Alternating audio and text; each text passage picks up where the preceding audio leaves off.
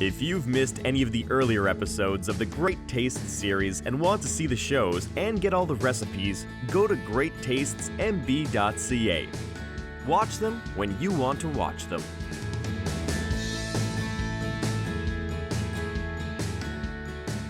Welcome back to Great Tastes of Manitoba. We are here with Susan Reese, Manitoba Pork, and we're going all over the place today. Yep. And now we're doing, well, it's pineapple this and pineapple that, and of course with pork chops, and there's rum involved.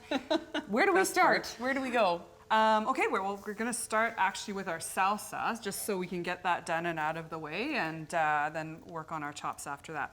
So this is a really easy salsa. We're going to use some grilled pineapple. I've used pineapple spears because they're, easy to find, and they work well on the grill because they're easy to flip. You know, you don't have to worry about the ring falling apart. So you actually found them, or did you take no, pineapple and actually? I found them just like that. Oh. You can buy a pineapple cord and spear just like that. Okay. One little trick I used is I brushed it with a little bit of rum. Is this the rum here, by the way? Well, I actually used white rum because I didn't know if the colored rum, like the amber rum, was going to color the pineapple. So I just used white. And the only reason I did that is to get the nice grill marks on the pineapple. Just the sugar helps caramelize it a little bit. Looks great. Looks great. Obviously, if you're serving this to your kids, you might want to leave the rum out, but or give them extra. Exactly. Never do that. Okay. So we've also got some diced red bell peppers, some diced red onion. We're going to add our pineapple to that. And of course, we've got all of this, these beautiful veggies, peak of the market.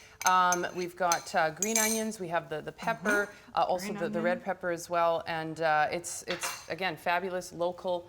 You can get it anywhere, easy to find, not a complicated process to buy and eat local. No.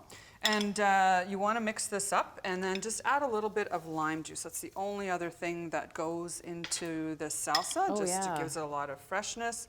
Mix that up, and you want to let that stand for a good 15 minutes or so anyway. Yummy. So great thing to make first. So I'll hand that off to you. Thank you.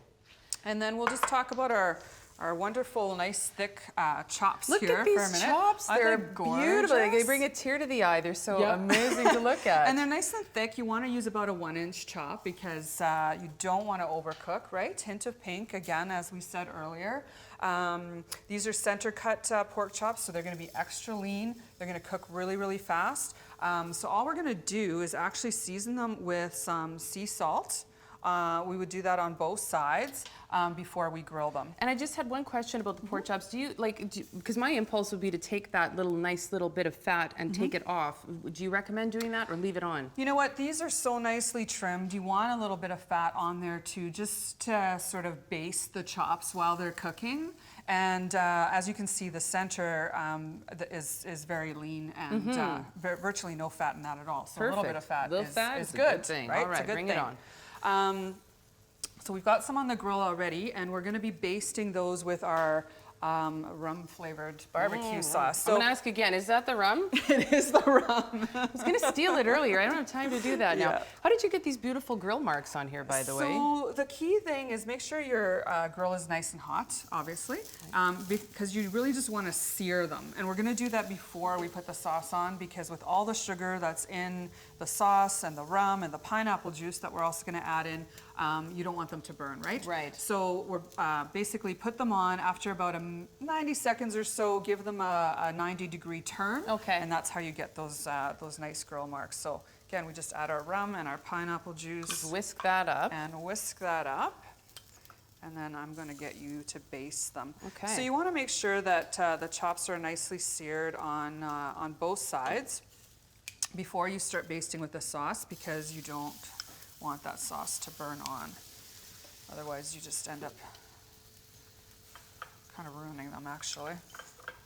All right, so now does it matter how much, or just kind of? You can slather on as much as you want. All right, I think so. I'll just give that to you.